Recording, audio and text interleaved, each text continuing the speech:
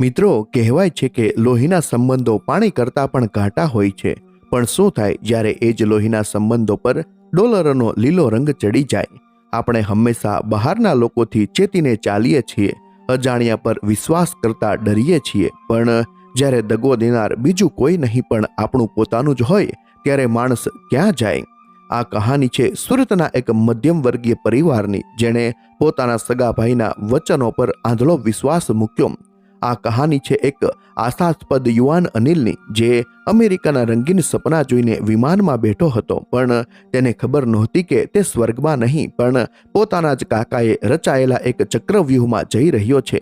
સગા એ જ ઠગ. આ કહેવત જ્યારે હકીકત બનીને સામે આવે છે ત્યારે તે કેટલું ભયાનક સ્વરૂપ ધારણ કરી શકે છે તેનું આ એક હચમચાવી દેનારું ઉદાહરણ છે. તૈયાર રહેજો, કારણ કે આ સત્ય તમારા રૂવાડા ઊભા કરી દેશે.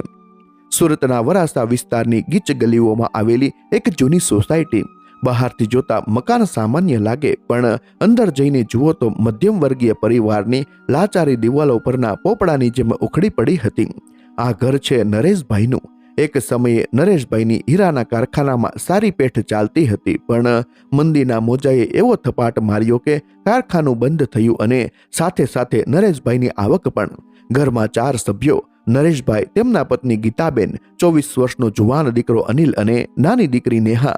અનિલ ભણવામાં હોશિયાર હતો. તેણે એન્જિનિયરિંગ પૂરું કર્યું હતું, પણ નસીબ જાણે તેની સાથે સંતા કુકડી રમી રહ્યું હતું.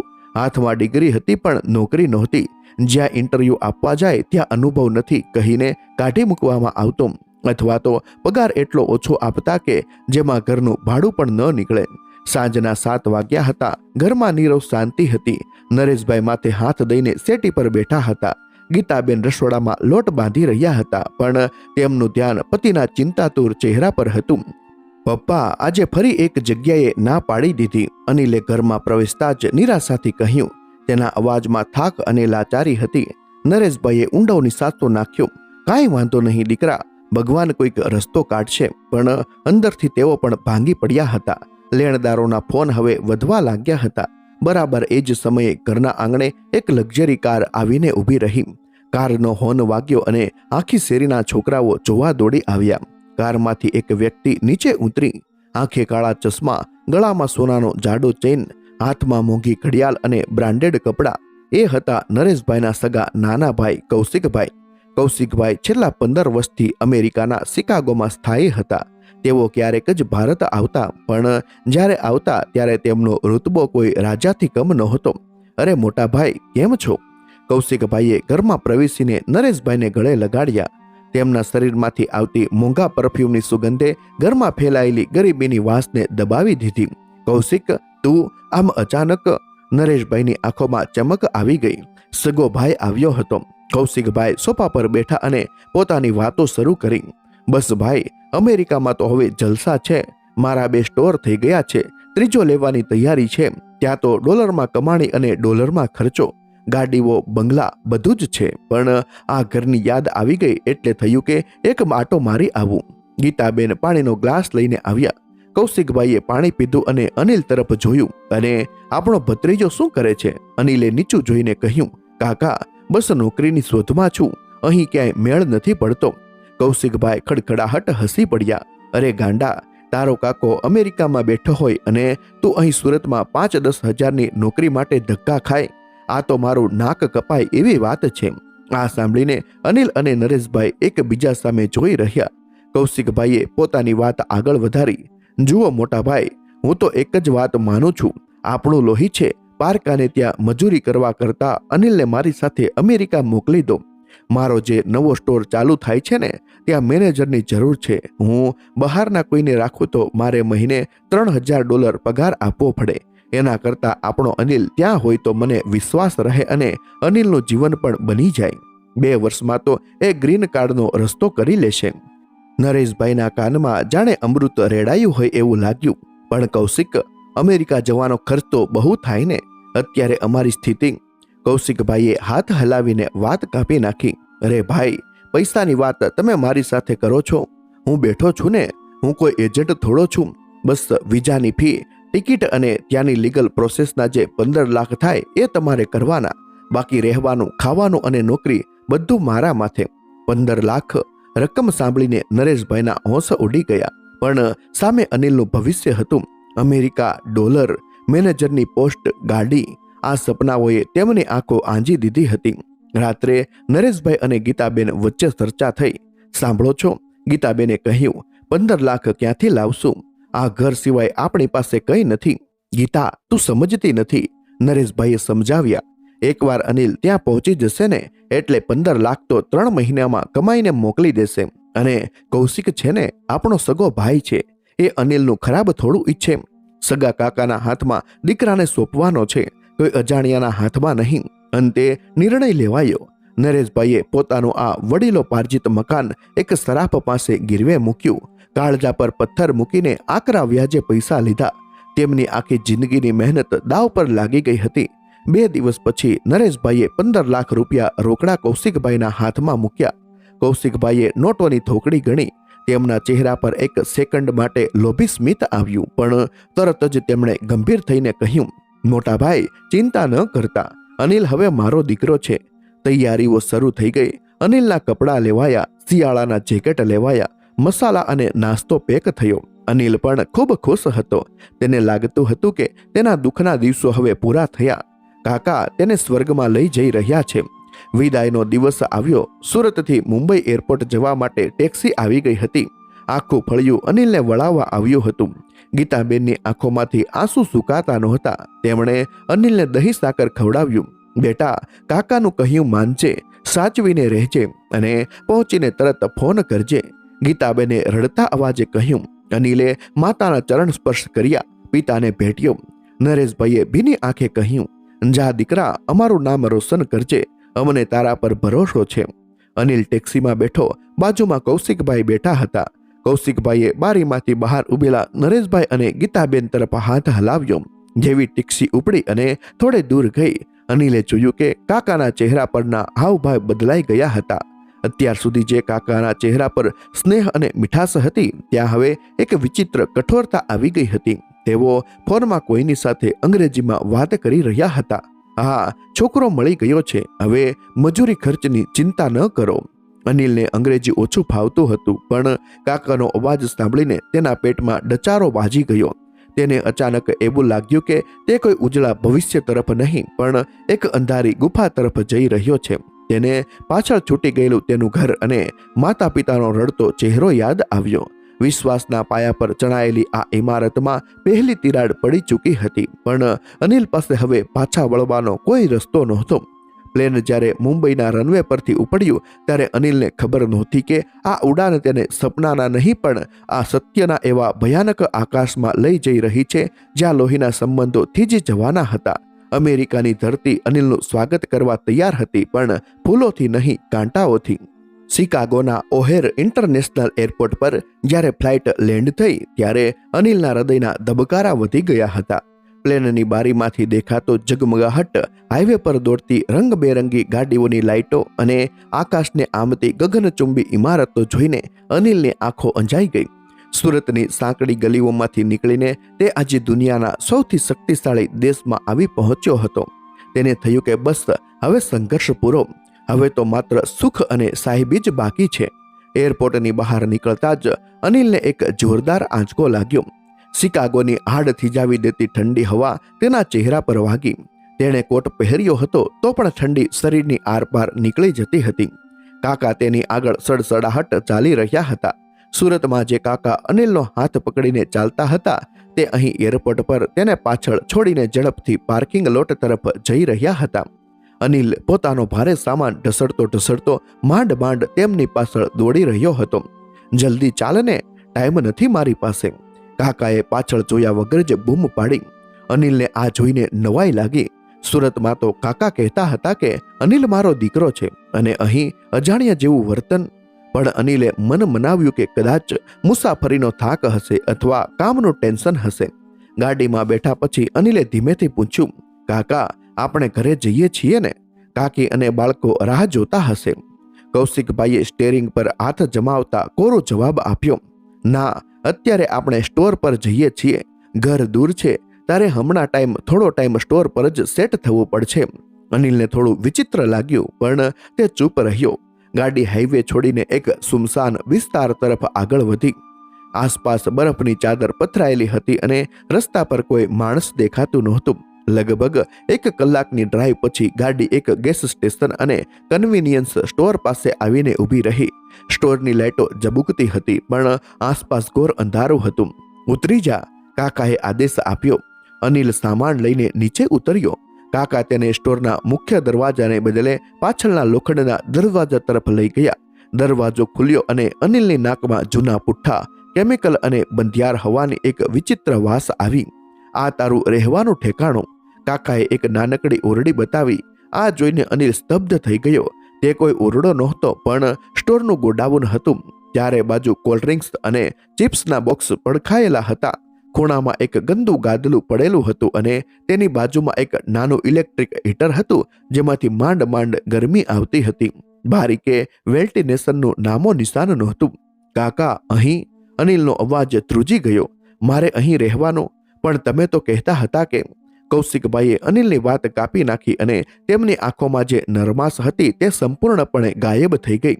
જો અનિલ, આ અમેરિકા છે. અહીં સુરતની જેમ સોફા પર બેસીને ટીવી જોવા ન મળે. શરૂઆતમાં બધાએ સંઘર્ષ કરવો પડે. મેં પણ કર્યો હતો.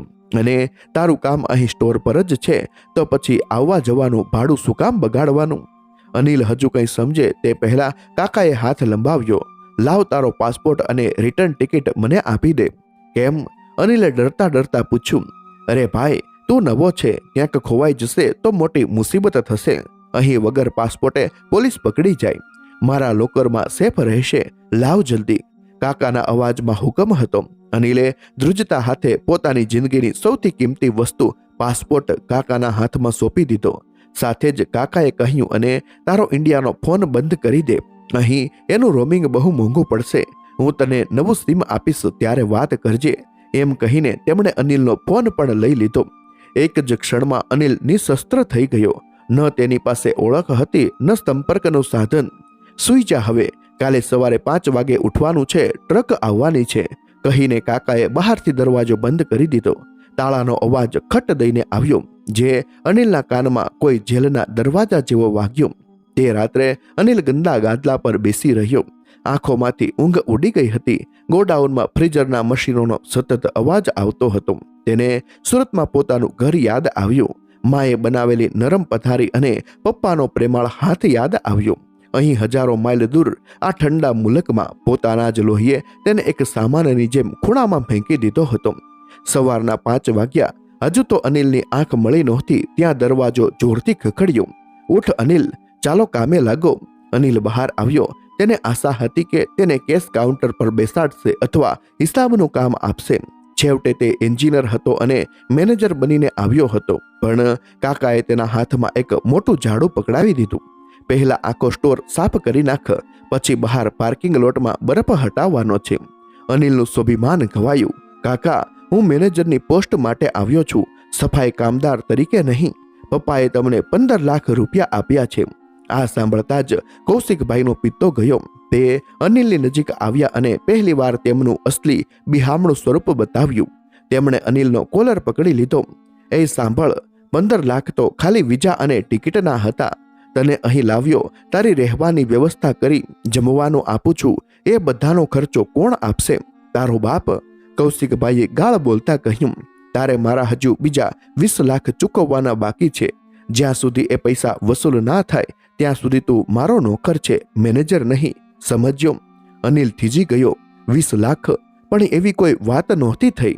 હવે થાય છે વાત, કાકાએ ક્રૂર સ્મિત સાથે કહ્યું. અને સાંભળ, હોશિયારી મારીને ભાગવાની કોશિશ કરી છે ને, તો યાદ રાખજે, તારો પાસપોર્ટ મારી પાસે છે. પોલીસને ફોન કરીશ તો હું કહી દઈશ કે તું ગેરકાયદેસર ઘૂસ્યો છે. અહીંની પોલીસ સીધો જેલમાં નાખશે અને ત્યાં જે હાલ થશે ને એના કરતાં તો આ સ્ટોર સ્વર્ગ લાગશે. અનિલના પગ નીચેથી જમીન સરકી ગઈ. તેને સમજાયું કે તે એક મોટી જાળમાં ફસાઈ ગયો છે. આ કોઈ અમેરિકન ડ્રીમ નહોતું, આ તો આધુનિક ગુલામી હતી. અને તેનો માલિક બીજું કોઈ નહીં પણ તેનો સગો કાકો હતો. બહાર હાડ ગાળી નાખે એવી ઠંડી હતી, પણ અનિલને પરસેવો વળી ગયો. તેણે ચૂપચાપ ઝાડુ હાથમાં લીધું. તેની આંખોમાંથી એક આંસુ ટપક્યું અને સ્ટોરની ગંદી લાદી પર પડ્યું. તે આંસુમાં અનિલના સપના તેના પિતાનું સ્વાભિમાન અને માતાની આશાઓ બધું જ ઓગળી ગયું હતું. બહાર પાર્કિંગમાં બરફ હટાવતી વખતે અનિલના હાથના ટેરવા સૂન થઈ ગયા હતા. તેણે આકાશ તરફ જોયું. સુરતમાં અત્યારે સાંજ પડતી હશે, મમ્મી દીવો કરતી હશે અને ભગવાનને પ્રાર્થના કરતી હશે કે મારો અનિલ સુખી રહે. પણ ભગવાન કદાચ બહુ દૂર હતા, અથવા તો કૌશિકભાઈના પાપનો પડછાયો એટલો મોટો હતો કે ત્યાં સુધી પ્રાર્થના પહોંચતી જ નહોતી. આ તો માત્ર શરૂઆત હતી. પરદેશી પિંજરું હવે તેના દરવાજા કાયમ માટે બંધ કરી ચૂક્યું હતું અને અંદર પુરાયેલું પંખી હવે ફફડવા માટે પણ લાચાર હતું. સમય રેતીની જેમ સરકતો નહોતો, પણ પથ્થરની જેમ છાતી પર વાંગતો હતો. અનિલને અમેરિકા આવ્યાને 6 મહિના વીતી ગયા હતા. આ 6 મહિનામાં તે 24 વર્ષના થનગનતા યુવાનમાંથી એક જીવતી લાશમાં ફેરવાઈ ગયો હતો. સુરતનો તે હસમુખો ગોળ મટોલ ચહેરો હવે પિચકાઈ ગયો હતો. આંખો ઊંડી ઉતરી ગઈ હતી અને તેની નીચે કાળા કુંડાળા થઈ ગયા હતા. તેનું રહેઠાણ સ્ટોરનું અંડરગ્રાઉન્ડ બેઝમેન્ટ હવે તેને પોતાની કબર જેવું લાગતું હતું. ત્યાં સૂરજનો તડકો તો શું, દિવસ અને રાતનો ફરક પણ ખબર પડતો નહોતો. અહીં ઉંદરોનો ત્રાસ નહોતો, પણ તેનાથી વધુ ભયાનક કંઈક હતું. આ બેઝમેન્ટમાં સ્ટોરના મોટા કોમર્શિયલ ફ્રીઝર અને કુલરના કમ્પ્રેસર મશીનો હતા. દિવસ રાત તેનો કર્કશ અવાજ અનિલના મગજમાં હથોડાની જેમ વાગતો. ક્યારેક તો અનિલને થતું કે તેનું માથું ફાટી જશે. તે કાન પર ઓંસીકું દબાવીને રડતો, પણ મશીનોનો અવાજ તેના રુદનને દબાવી દેતો. શિકાગોની ઠંડી હવે જીવલેણ બની રહી હતી. બેઝમેન્ટમાં કોઈ હીટિંગ સિસ્ટમ નહોતી. બહાર -10 ડિગ્રી તાપમાન હોય ત્યારે બેઝમેન્ટ બરફની ગુફા જેવું બની જતું. અનિલ પાસે ઓઢવા માટે માત્ર એક પાતળો ધાબળો અને તેના ઘરેથી લાવેલા 2-3 જેકેટ હતા. તે બધું જ પહેરીને ખૂણામાં ડૂચો વળીને સૂતો. છતાં તેના દાંત કકડાટ કરતા.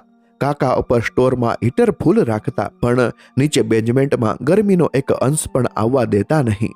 કાકા, નીચે બહુ ઠંડી લાગે છે, એક નાનું હીટર લાવી આપો ને, અનિલે એકવાર હિંમત કરીને કહ્યું હતું. કૌશિકભાઈએ તેને એવી નજરે જોયો જાણે તેણે કોઈ ગુનો કર્યો હોય. હીટરનું લાઇટ બિલ કેટલું આવે ખબર છે? તારો બાપ ભરશે બિલ. ચૂપચાપ કામ કર. કામ કરીશ તો શરીરમાં ગરમી આવશે. કામ તો અનિલના લોહીમાં ભળી ગયું હતું. સવારે 5 વાગ્યે ઉઠવાનું અને રાત્રે સ્ટોર બંધ થાય પછી સફાઈ પતાવીને 2 વાગ્યે સૂવાનું. દિવસના 18 થી 20 કલાકની કાળી મજૂરી. ટ્રકમાંથી ભારે બોક્સ ઉતારવા, સેલ્ફ ભરવી, ફ્લોર પર પોતા મારવા, ગંદા બાથરૂમ સાફ કરવા અને કચરો ઉપાડવો. આ બધું જ કામ મેનેજરની પોસ્ટ પર આવેલા એન્જિનિયર પાસે કરાવવામાં આવતું હતું. અને બદલામાં શું મળતું? ખાવાનું? ના, તેને અપમાન મળતું હતું. જમવાના નામે અનિલને સ્ટોરની એવી વસ્તુઓ મળતી જે ગ્રાહકો ખરીદતા નહીં, અથવા જેની તારીખ પૂરી થઈ ગઈ હોય. વાસી સેન્ડવિચ, સુકાઈ ગયેલા બર્ગર બન્સ અને ક્યારેક તો ડસ્ટબિનમાં ફેંકવામાં કાઢેલા ફળો. એક રાત્રે અનિલને ખૂબ ભૂખ લાગી હતી. તેણે સ્ટોરમાંથી એક ચોકલેટ ખાધી. સીસીટીવી કેમેરામાં જોઈને કૌશિકભાઈ દોડતા આવ્યા અને અનિલના મોઢામાંથી અડધી ખાધેલી ચોકલેટ કાઢી લીધી. ચોર, મારા સ્ટોરમાં ચોરી કરે છે. કાકાએ તેને તમાચો મારી દીધો. આનો હિસાબ પણ તારા પગારમાંથી કપાશે. મતલબ કે તારા દેવામાં $5 બીજા ઉમેરાયા. અનિલ ગાલ પર હાથ દઈને જોઈ રહ્યો. સગો કાકો, જે સુરતમાં તેને દીકરો કહેતો હતો, તે આજે ચોકલેટ માટે તેને મારી રહ્યો હતો. ભૂખ અને અપમાનના આંસુ એક સાથે ગળી જઈને અનિલ ફરી કામે લાગી ગયો. સૌથી મોટી યાતના રવિવારની હતી. રવિવારે કૌશિકભાઈ અનિલના ઘરે સુરત વિડીયો કોલ કરતા, પણ આ કોલ કોઈ પ્રેમનો સંવાદ નહીં, એક નાટક હતું. ફોન જોડતા પહેલા કૌશિકભાઈ અનિલને ચેતવણી આપતા, જો ભૂલે ચૂકે મોઢું બગાડ્યું કે ફરિયાદ કરી છે તો યાદ રાખજે, તારો પાસપોર્ટ ફાડી નાખીશ અને તારા બાપ પાસે બીજા 10 લાખ માંગીશ. અનિલના ચહેરા પર પ્લાસ્ટિકનો સ્મિત ચોંટાડવામાં આવતું. હેલો બેટા, કેમ છે? શું કરે છે? ગીતાબેનનો ઉમળકાભર્યો અવાજ આવતો. અનિલનું કાળજું કપાઈ જતું. તેને ચીસ પાડીને કહેવું હતું કે માં, મને અહીંથી લઈ જા, આ લોકો રાક્ષસ છે. પણ તે માત્ર એટલું જ બોલતો, મજામાં છું મમ્મી, બધું બહુ સરસ છે. જમ્યો બેટા? અનિલની નજર સામે વાસી બ્રેડ પડી હોય, પણ તે કહેતો, હા મમ્મી, આજે તો કાકીએ પિઝા બનાવ્યા હતા, બહુ મજા આવી. બાજુમાં ઉભેલા કૌશિકભાઈ અને કાકી આ સાંભળીને સંતોષનું સ્મિત કરતા. સારું કામ કરજે દીકરા, તારા પપ્પા હવે તારા ભરોસે છે, ગીતાબેન કહેતા. ફોન કપાય એટલે અનિલ બાથરૂમમાં જઈને મોઢે ડૂચો દઈને રડતો. મા બાપની ખુશી માટે તે પોતાનું દુઃખ પી રહ્યો હતો. પરિસ્થિતિ વધુ વણસી જ્યારે શિયાળો તેના ચરમસીમા પર હતો. એક શુક્રવારે સ્ટોરમાં ખૂબ ભીડ હતી. બહાર બરફ વર્ષા ચાલુ હતી.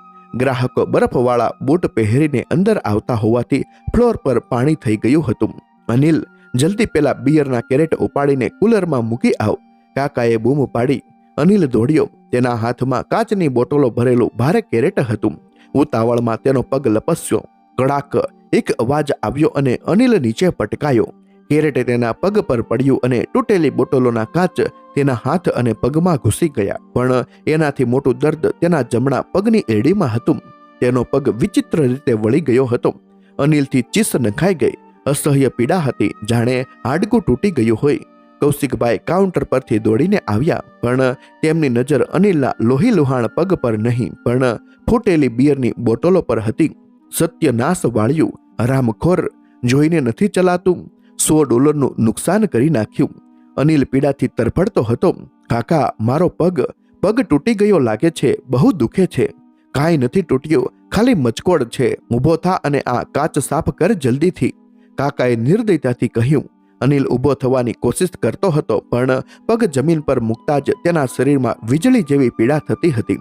કાકા, પ્લીઝ મને હોસ્પિટલ લઈ જાઓ, સહન નથી થતું. હોસ્પિટલ? કાકાની આંખો ફાટી ગઈ. તને ખબર છે અહીં એમ્બ્યુલન્સ બોલાવવાનો ખર્ચો $1000 થાય અને એક્સરેના બીજા 2000. તારો બાપ મોકલશે પૈસા? ચૂપચાપ પડી રહે. કાકા અંદર ગયા અને એક સાદી પેન કિલર ગોળી અને એક જૂનો પાટો લઈને આવ્યા. આ ગોળી ખાઈ લે અને પગે પાટો બાંધી દે. અને સાંભળ, કાલે સવારે માલની ડિલિવરી છે, એટલે રજાની આશા ન રાખતો. લંગડાતા પણ કામ તો કરવું જ પડશે. અનિલને વિશ્વાસ નહોતો થઈ રહ્યો કે આ એ જ માણસ છે જેના ખોળામાં તે નાનપણમાં રમ્યો હતો. પૈસાએ માણસને પશુ કરતા પણ બદતર બનાવી દીધો હતો. તે રાત્રે અનિલ બેઝમેન્ટમાં એકલો હતો. પગ સૂજીને થાંભલા જેવો થઈ ગયો હતો. તૂટેલા કાચના ઘામાંથી લોહી નીકળતું હતું, જે તેણે કપડાથી દબાવી રાખ્યું હતું. તાવ ચડવા લાગ્યો હતો. તે બબડતો રહ્યો, પપ્પા, મમ્મી, મને બચાવી લો. પણ સાંભળનાર માત્ર પેલું કઠોર કમ્પ્રેસર મશીન હતું. બીજા દિવસે સવારે કાકાએ અનિલને લાકડીના ટેકે ઊભો કર્યો. અનિલથી ચલાતું નહોતું, તો પણ તેને કેશ કાઉન્ટરની પાછળ સ્ટૂલ પર બેસાડીને શાકભાજી સમારવાનું અને પેકિંગનું કામ સોંપ્યું. દરેક પળે અનિલ મોતને વહાલું કરવા ઈચ્છતો હતો, પણ કહેવાય છે ને કે જ્યારે બધા દરવાજા બંધ થઈ જાય ત્યારે ઈશ્વર એક નાની બારી ખોલે છે. બપોરના સમયે અનિલ સ્ટોરની બહાર કચરાપેટી ખાલી કરવા ગયો. લંગડાતા પગે તે કચરાની થેલીઓ ફેંકતો હતો. ત્યાં અચાનક તેની નજર એક થેલીમાંથી બહાર ડોક્યું કરતા એક ઇલેક્ટ્રોનિક સાધન પર પડી. તેણે ધ્રુજતા હાથે તે ઉપાડ્યું. એ એક જૂનો સ્માર્ટફોન હતો. સ્ક્રીન પર તિરાડો હતી. કદાચ કોઈ ગ્રાહકે નવો ફોન લીધો હશે, એટલે આ જૂનો કચરામાં ફેંકી દીધો હશે. અનિલના હૃદયના ધબકારા વધી ગયા. તેણે આમ તેમ જોયું, કોઈ જોઈ તો નથી રહ્યો ને? સીસીટીવી કેમેરાનો એંગલ ડમ્પસ્ટર સુધી પહોંચતો નહોતો. તેણે ફોનનું પાવર બટન દબાવ્યું. સ્ક્રીન ચમકી નહીં, બેટરી ડેડ હતી, પણ ફોન તૂટેલો હોવા છતાં અકબંધ લાગતો હતો. એક આછી આશાનું કિરણ અનિલના મૃતપાય શરીરમાં દોડી ગયું. જો આ ફોન ચાલુ થઈ જાય અને જો ક્યાંકથી વાઈફાઈ મળી જાય તો તે દુનિયાને પોતાની ચીસ સંભળાવી શકે. તેણે ઝડપથી ફોન પોતાના મોજાની અંદર સંતાડી દીધો, પરંતુ પડકાર મોટો હતો. ચાર્જર ક્યાંથી લાવવું અને કાકાની બાજ નજરથી બચીને ફોન ચાર્જ ક્યારે કરવો? સ્ટોરમાં વેચાતા ચાર્જરના બોક્સમાંથી એક કેબલ ચોરવો પડશે. જો પકડાયો તો કાકા જીવતો મારી નાખશે. પણ હવે અનિલ પાસે ગુમાવવા જેવું કશું નહોતું. તે સાંજે અનિલે જીવ જોખમે મૂકીને એક ડેટા કેબલ ચોરી લીધો.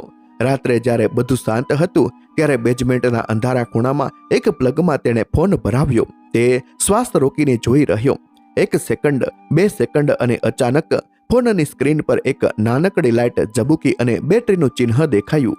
અનિલના ચહેરા પર મહિનાઓ પછી પહેલીવાર એક સ્મિત આવ્યું, પણ એ સ્મિત ખુશીનું નહીં, એક મરણીય પ્રયાસનું હતું. આ ફોન તેની આઝાદીની ચાવી હતો અથવા તેના મોતનું કારણ બનવાનો હતો. પણ અનિલને ખબર નહોતી કે તેની પાસે સમય બહુ ઓછો હતો. તેનો પગ સડી રહ્યો હતો અને શરીરમાં ઇન્ફેક્શન ફેલાવવાની શરૂઆત થઈ ચૂકી હતી. નિયતિ હવે તેની સાથે એક છેલ્લી ક્રૂર રમત રમવાની તૈયારીમાં હતી. અનિલ પાસે હવે માત્ર એક જ સહારો હતો, પેલો તૂટેલો સ્માર્ટફોન. રાતની નીરવ શાંતિમાં જ્યારે ઉપર સ્ટોર બંધ થઈ જતો ત્યારે અનિલ તે ફોનને ધ્રુજતા હાથે ચાલુ કરતો. બેટરી બહુ ઓછી રહેતી અને નેટવર્ક પકડાવવા માટે તેને બેઝમેન્ટના એક ખૂણામાં જ્યાં છત પાસે એક નાનકડું કાણું હતું ત્યાં ફોન ઊંચો રાખવો પડતો. 2 દિવસની મહેનત પછી તેને બાજુના સ્ટોરનું ફ્રી વાઈફાઈ પકડાયું. સિગ્નલ બહુ નબળું હતું. 1 પોઈન્ટ આવતો ને જતો રહેતો. અનિલના શરીરમાં લખલખું પસાર થઈ ગયું. તેણે વોટ્સએપ ડાઉનલોડ કરવાનો પ્રયત્ન કર્યો પણ સ્પીડ એટલી ધીમી હતી કે સર્કલ ફરિયાદ કરતું હતું. બીજી તરફ કૌશિકભાઈની શંકા ઘેરી બની રહી હતી. અનિલના ચહેરા પર એક અલગ જ ગભરાહટ જોઈને તેમને લાગતું હતું કે દાળમાં કંઈક કાળું છે.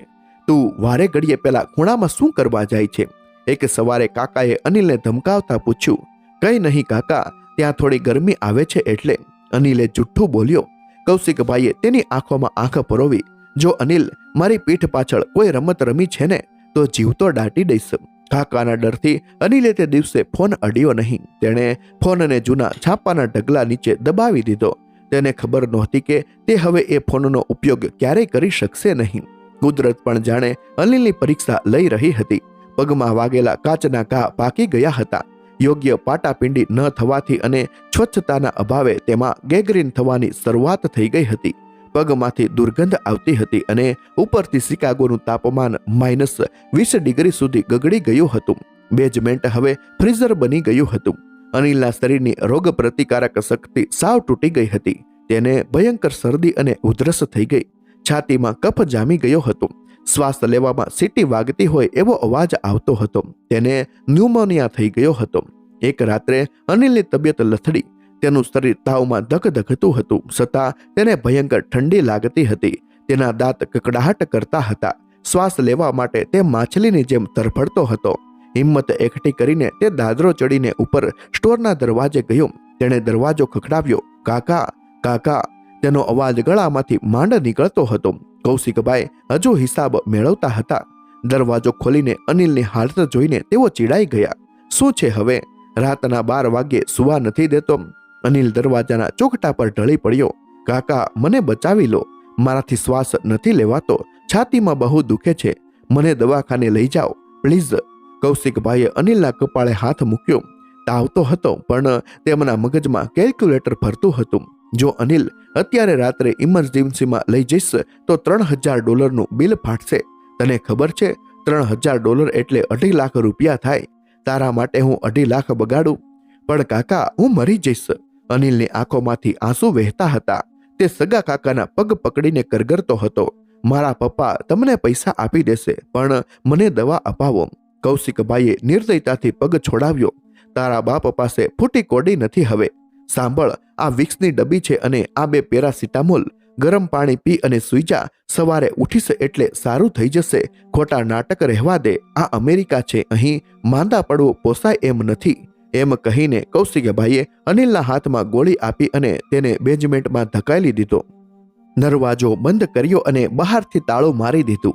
એ રાત અનિલ માટે કાળ રાત્રિ બની ગઈ. તે અંધારામાં ઠંડા ફર્શ પર પડ્યો હતો. તાવ મગજમાં ચડી ગયો હતો. તેને હવે ભ્રમણાઓ થવા લાગી હતી. અંધારામાં લટકતા કરોળિયાના જાળા તેને રાક્ષસ જેવા લાગતા હતા. ક્યારેક તેને થતું કે તેની મમ્મી આવી છે. મમ્મી, મમ્મી, તું આવી ગઈ? અનિલ શૂન્યમાં હાથ લંબાવતો બબડ્યો. મમ્મી, મને ભૂખ લાગી છે. તારા હાથની ખીચડી ખાવી છે. અહીં આ લોકો મને ખાવા નથી આપતા. તેની બંધ આંખો સામે સુરતનું ઘર તરવરવા લાગ્યું. પપ્પા છાપું વાંચી રહ્યા છે. નેહા ટીવી જોઈ રહી છે અને રસોડામાંથી વઘારની સુગંધ આવી રહી છે. પપ્પા, મને લઈ જાઓ. અહીં બહુ ઠંડી છે. તે ધ્રુજતા અવાજે બોલ્યો. સમય જેમ જેમ જતો ગયો તેમ તેમ અનિલના શ્વાસ ધીમા પડતા ગયા. ફેફસા પ્રવાહથી ભરાઈ ગયા હતા. હવે દરેક શ્વાસ માટે તેને યુદ્ધ કરવું પડતું હતું. તેને પાણી પીવું હતું પણ પાણીની બોટલ તેનાથી 5 ફૂટ દૂર હતી અને તેનામાં ઊભા થવાની કે સરકવાની પણ તાકાત નહોતી. તરસથી તેનું ગળું સુકાઈ ગયું હતું. કાકા, એક છેલ્લી દબાયેલી ચીસ તેના ગળામાંથી નીકળી પણ ઉપરની દુનિયામાં કાકા ઘસઘસાહટ ઊંઘતા હતા. લોહીના સંબંધોની દિવાલ એટલી જાડી હતી કે તેમાંથી મરતા ભત્રીજાનો અવાજ પસાર થઈ શક્યો નહીં. રાતના 3 વાગ્યા હતા. બેઝમેન્ટમાં માત્ર ફ્રીઝરના મશીનોનો અવાજ આવતો હતો. અનિલે છેલ્લી વાર આંખો ખોલવાનો પ્રયત્ન કર્યો. તેને સામેના ખૂણામાં છુપાવેલો પેલો ફોન યાદ આવ્યો. કાશ તેણે એક મેસેજ કરી દીધો હોત. કાશ તેણે મમ્મીને કહી દીધું હોત કે તે તેને કેટલો પ્રેમ કરે છે. તેના હોઠ ફફડ્યા, માં, અને પછી એક લાંબો આંચકો આવ્યો. અનિલનું શરીર ખેંચાયું. મોંમાંથી લોહીની એક પાતળી ધાર નીકળી અને ગાલ પર જામી ગઈ. તેની આંખો ખુલ્લી રહી ગઈ, જે છત પરના અંધારાને તાકી રહી હતી. સુરતનો એક આશાસ્પદ યુવાન જે ડોલરના સપના જોઈને આવ્યો હતો, તે એક ગંદા અંધારા બેઝમેન્ટમાં કચરાના ઢગલા વચ્ચે એકલા અટુલા તરસ્યો અને ભૂખ્યો મરી ગયો. તેની આસપાસ કોઈ નહોતું, ન માં, ન બાપ, ન કોઈ મિત્ર, માત્ર ઉદાસીન મસીનો અને ક્રૂર કાકાનો પડછાયો. સવારે 6 વાગ્યે હંમેશ મુજબ કૌશિકભાઈ દરવાજો ખોલીને નીચે આવ્યા. અનિલ, ચાલ ઊભો થા, આજે ટ્રક વહેલી આવવાની છે. કાકાએ બૂમ પાડી, પણ ગાદલા પર કોઈ હલનચલન ન થઈ. કાકા ગુસ્સે થયા. નાટક બંધ કર, હજુ ઊંઘે છે. તેઓ નજીક ગયા અને અનિલના પગે જોરથી લાત મારી. ઉઠ, કહું છું. તો પણ અનિલનું શરીર હલ્યું નહીં. કૌશિકભાઈને કંઈક અજુગતું લાગ્યું. તેમણે જોયું તો અનિલની આંખો ખુલ્લી અને સ્થિર હતી. મોં પર લોહી જામી ગયું હતું. તેમના ધબકારા ચૂકી ગયા. તેમણે ડરતા અનિલના હાથને અડક્યો. હાથ બરફ જેવો ઠંડો હતો. લાશ અક્કડ થઈ ગઈ હતી. મરી ગયો. કૌશિકભાઈના મોંમાંથી શબ્દો સરી પડ્યા. એ પળે તેમના ચહેરા પર દુઃખ કે અફસોસનો એક પણ ભાવ ન આવ્યો. તેમની આંખોમાં આંસુ ન આવ્યા, પણ ડર આવ્યો. પોલીસનો ડર. શિટ, આ તો મરી ગયો. હવે હું શું કરીશ? જો પોલીસને ખબર પડશે કે આને મેં અહીં ગોંધી રાખ્યો હતો અને ઇલાજ વગર મરી ગયો, તો મારી જિંદગી બરબાદ થઈ જશે. સ્ટોર સીલ થઈ જશે. હું જેલમાં જઈશ. એક મૃત ભત્રીજાની લાશ સામે ઊભા રહીને પણ એ માણસ પોતાના સ્વાર્થનો વિચાર કરતો હતો. કૌશિકભાઈએ ઊંડો શ્વાસ લીધો. તેમનું મગજ સૈતાની ગતિએ દોડવા લાગ્યું. આને અહીંથી કાઢવો પડશે. કોઈને ખબર ના પડવી જોઈએ. અંધારું છે હજુ. તેમણે પ્લાન બનાવ્યો. અનિલની લાશને ગાડીની ડિક્કીમાં નાખીને દૂર કોઈ હાઈવે પર ફેંકી દેવી, અથવા કોઈ તળાવમાં, અથવા તો એવું બતાવવું કે તે સ્ટોરમાંથી ભાગી ગયો હતો અને રસ્તામાં ઠંડીમાં મરી ગયો. હા, એ બરાબર રહેશે. કૌશિકભાઈ બબડ્યા. હું કહી દઈશ કે રાત્રે ચોરી કરીને ભાગ્યો હતો. તેમણે અનિલની લાશને એક જૂના ધાબળામાં લપેટી. જે ભત્રીજાને તેઓ દીકરો કહીને લાવ્યા હતા, તેને હવે તેઓ કચરાની જેવો નિકાલ કરવા જઈ રહ્યા હતા. જ્યારે તેઓ લાચ ઊંચકતા હતા, ત્યારે ખૂણામાં છુપાયેલા પેલા તૂટેલા ફોનમાં અચાનક એક નોટિફિકેશન ટોન વાગ્યો. ટિંગ. કદાચ વાઈફાઈનું સિગ્નલ એક સેકન્ડ માટે આવ્યું હતું, પણ હવે એ સાંભળવા વાળું કોઈ જીવતું નહોતું. એ અવાજ જાણે અનિલના આત્માની આખરી મજાક હતી. બહાર બરફ વર્ષા ચાલુ હતી. દુનિયા સફેદ ચાદર ઓઢીને સૂતી હતી, પણ સ્ટોરના પાછળના દરવાજે એક કાળું પાપ થઈ રહ્યું હતું. એક સગો કાકો પોતાના સગા ભત્રીજાની લાશને ઠંડા કલેજે ઠેકાણે પાડી રહ્યો હતો. લોહીના સંબંધો અહીં થીજીને બરફ થઈ ગયા હતા. 14મી જાન્યુઆરી, ઉત્તરાયણનો દિવસ. સુરતનું આકાશ આજે સવારથી જ રંગબેરંગી પતંગોથી છવાઈ ગયું હતું. લાલ, પીળા, લીલા અને ભૂરા પતંગો જાણે આકાશમાં કોઈ ઉત્સવ ઉજવી રહ્યા હતા. અગાસીઓ પર મોટા સ્પીકરો ગોઠવાઈ ગયા હતા. કાયપો છે એ લપેટ અને ફિરકી પકડજે ની બૂમોથી વાતાવરણ ગુંજી રહ્યું હતું. દરેક ઘરમાં ઊંધિયું અને જલેબીની સોડમ પ્રસરી રહી હતી. પણ નરેશભાઈની અગાસીના એક ખૂણામાં દ્રશ્ય સાવ અલગ હતું. ત્યાં કોઈ મ્યુઝિક નહોતું વાગતું, કોઈ પતંગ ચગાવતું નહોતું. નરેશભાઈ અને ગીતાબેન પ્લાસ્ટિકની 2 ખુરશી નાખીને સાવ ચૂપચાપ બેઠા હતા. તેમની નજર આકાશ તરફ નહોતી, પણ નરેશભાઈના હાથમાં રહેલા સ્માર્ટફોનની કાળી સ્ક્રીન પર ચોંટેલી હતી. હજુ ફોન કેમ ન આવ્યો? ગીતાબેને અધીરાઈથી પૂછ્યું. તેમણે પોતાના પાલવથી આંખ લૂછી. ત્યાં તો સવાર પડી ગઈ હશે ને? નરેશભાઈએ ઘડિયાળમાં જોયું. સાંજના 5 વાગ્યા હતા. હા ગીતા, ત્યાં સવારના 5:30-6 થયા હશે. હમણાં ઉઠીને ફોન કરશે જ. આપણો અનિલ ઉત્તરાયણના દિવસે ફોન કર્યા વગર રહે ખરો? ગીતાબેનની નજર બાજુમાં પડેલા સ્ટીલના ડબ્બા પર ગઈ. તેમાં તેમણે અનિલને ભાવતા તલના લાડુ ભરીને રાખ્યા હતા. એ વિડીયો કોલ કરે એટલે મારે એને આ લાડુ બતાવવા છે. કહેવું છે કે જો બેટા, તારા માટે બનાવીને રાખ્યા છે, તું જલ્દી આવી જા. આસપાસની અગાઉસીઓ પરથી પડોશીઓ બૂમ પાડતા હતા. એ નરેશભાઈ, શું મોઢું ચડાવીને બેઠા છો? આવો ને, એકાદ પેચ લડાવીએ. નરેશભાઈએ માત્ર હાથ ઊંચો કરીને પરાણે સ્મિત કર્યું. તેમને પેચ લડાવવામાં કોઈ રસ નહોતો. તેમને તો જીવ અમેરિકામાં અટવાયેલો હતો. એકાએક ફોનની રીંગ વાગી. ગીતાબેનનું હૃદય એક ધબકારો ચૂકી ગયું. આવ્યો, અનિલનો ફોન આવ્યો. તે ઉત્સાહમાં ખુરશી પરથી ઊભા થઈ ગયા. નરેશભાઈએ ધ્રુજતા હાથે સ્ક્રીન જોઈ. નંબર અમેરિકાનો હતો. નામ ફ્લેશ થયું, કૌશિક. નરેશભાઈએ ઉતાવળે કોલ ઉપાડ્યો અને સ્પીકર ઓન કર્યું. હેલો કૌશિક, અનિલ ક્યાં છે? એને ફોન આપને, તારી ભાભી ક્યારની રાહ જુએ છે. નરેશભાઈ એકી શ્વાસે બોલી ગયા. સામે છેડે થોડી સેકન્ડ માટે ભયાનક શાંતિ હતી. પછી ડુસકા ભરવાનો અવાજ આવ્યો. મોટા ભાઈ. કૌશિકનો અવાજ રડમસ હતો કે પછી તે રડવાનું નાટક કરી રહ્યા હતા? શું થયું કૌશિક, તું રડે છે કેમ? નરેશભાઈના પેટમાં ફાળ પડી. ગીતાબેનનો હાથ નરેશભાઈના ખંભા પર કડક થઈ ગયો. મોટા ભાઈ, હું તમને કઈ રીતે કહું? મારાથી મોટું પાપ થઈ ગયું. હું અનિલને સાચવી ન શક્યો. કૌશિકભાઈએ મગરના આંસુ સારતા કહ્યું. શું કહો છો કૌશિકભાઈ? અનિલ ક્યાં છે? ગીતાબેન વચ્ચે ચીચ પાડી ઉઠ્યા. ભાભી, અનિલ કાલે રાત્રે સ્ટોરમાંથી ક્યાંક ભાગી ગયો હતો. મેં બહુ શોધ્યો, પણ આજે સવારે પોલીસને એની લાશ હાઈવે પર બરફમાં થીજેલી હાલતમાં મળી.